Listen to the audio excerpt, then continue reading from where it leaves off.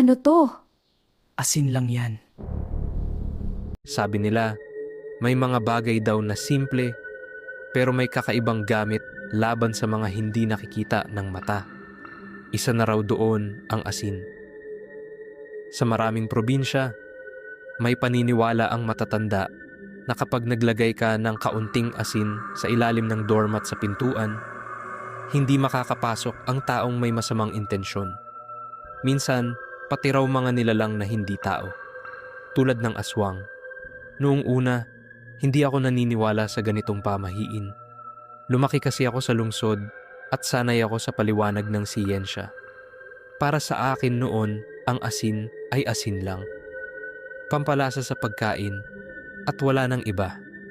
Pero nagbago ang pananaw ko nang tumira ako sa bahay ng lola ko sa probinsya.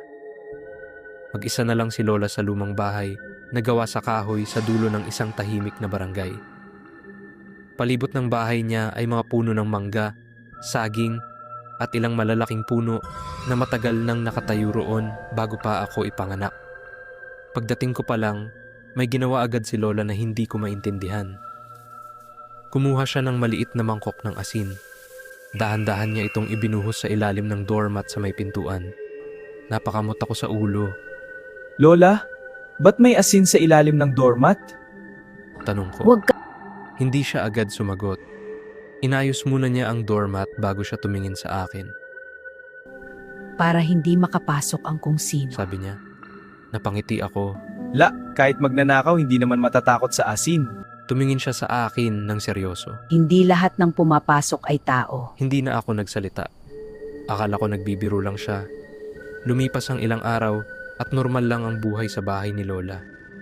Tumutulong ako sa paglilinis, pagkuha ng tubig, at paminsan-minsan ay naglalakad ako sa baryo.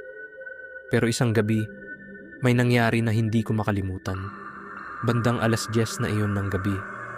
Tahimik na ang buong barangay. Nakahiga na ako sa sala habang si Lola ay nasa kwarto niya. Bigla akong nakarinig ng katok sa pintuan. 3 marahang katok.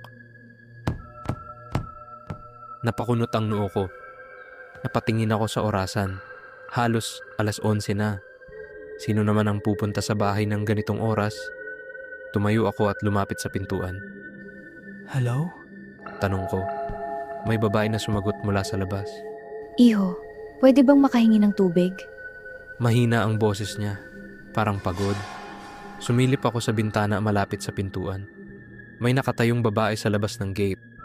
Mahaba ang buhok niya at medyo nakayuko ang ulo. Mukhang kawawa.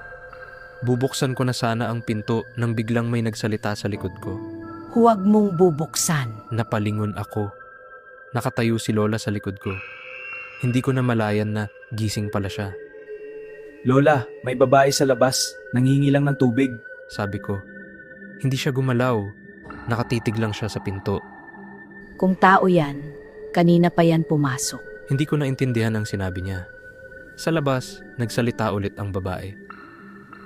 Iho, uhaw na ako. Parang mas mahina na ang boses niya. Napansin ko rin na hindi siya gumagalaw sa kinatatayuan niya. Para bang naghihintay lang.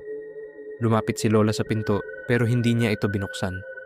Sa halip, tumingin siya sa sahig kung nasaan ang doormat. Tahimik siya ng ilang segundo. Pagkatapos ay nagsalita siya ng mahina. Hindi siya makapasok. Napakunot ang noo ko. Bakit po, La? Hindi sumagot si Lola. Dahan-dahan niyang tinaas ang gilid ng doormat. Nakita ko ang asin sa ilalim nito. Tahimik kaming dalawa habang nakikinig sa labas. Biglang nagbago ang boses ng babae. Hindi na ito mahina. Mas mababa na. Buksan mo ang pinto. Nanlamig ang likod ko. Hindi na iyon boses ng isang pagod na babae. Parang may ibang tunog na sumasabay sa salita niya. Mas lalong hindi gumalaw si Lola. Maya-maya, narinig namin ang mga yapak papalayo sa gate. Pagkatapos ay tumahimik ang buong paligid.